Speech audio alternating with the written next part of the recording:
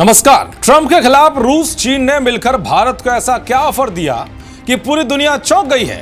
भारत को धमकी देने वाले नाटो को बर्बाद करने के लिए पुतिन ने ऐसा क्या प्लान बनाया है कि अमेरिका भी घबराया हुआ है। चीन ने पाकिस्तान को झटका देकर भारत पर क्या किया है बड़ा ऐलान।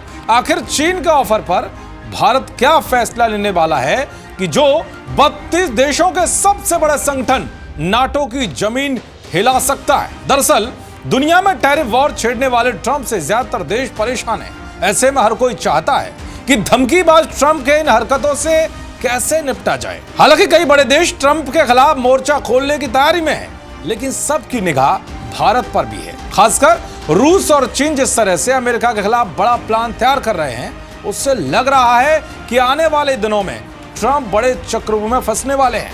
अपने प्लान को मजबूत करने के लिए अब चीन ने भारत को ऐसा ऑफर दिया है कि सबको चौंका दिया। दरअसल चीनी विदेश मंत्रालय के प्रवक्ता ने भारत को वही ऑफर दिया है जो कुछ दिन पहले रूस ने दिया था।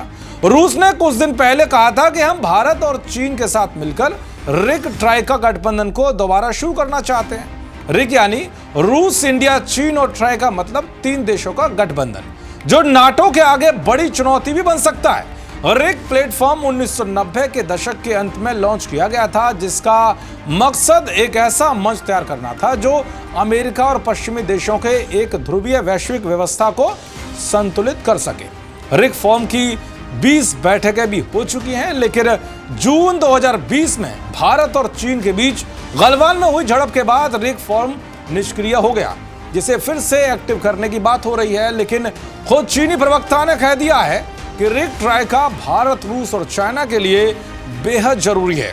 चीन भारत और रूस के साथ यह गठबंधन करने को तैयार है, यानी कि चीन खुलकर भारत को ऑफर दे रहा है कि हम तीनों को मिलकर नाटो से भिड़ना होगा।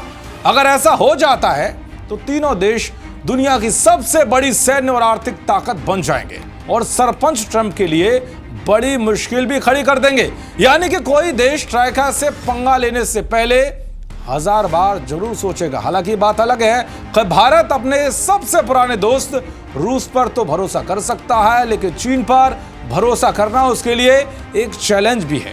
इस चैलेंज से कैसे निपटना है वो अब नए भारत को बखूबी आता है। वैसे भी एक दूसरे के कट्टर विरोधी माने जाने वाले भारत और चीन अब धीरे धीरे एक दूसरे के करीब आते दिख रहे हैं। हाल ही में भारत के विदेश मंत्री एस जयशंकर बीजिंग यात्रा और चीन की तरफ से व्यापार में नरमी के संकेत इस बदलाव की तरफ इशारा कर रहे हैं, क्योंकि चीन के तेवर अचानक बदलते हैं, व्यापार हो या हथियार। चीन भारत की तारीफ करता दिख रहा है। इसका सबसे बड़ा उदाहरण आप इस अखबार को देखकर लगा सकते हैं।